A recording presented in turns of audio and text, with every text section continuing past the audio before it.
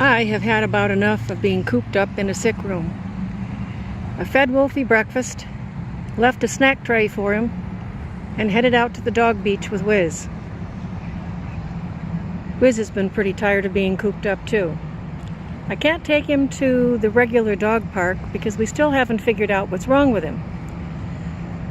The tests for valley fever haven't come back yet.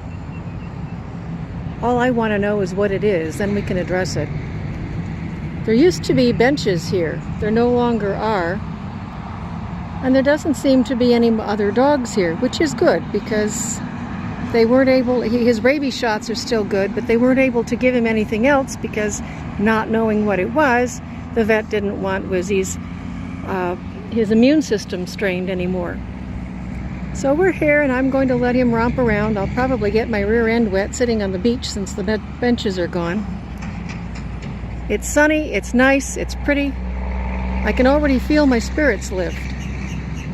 I'm not as nearly as grumpy as I was before.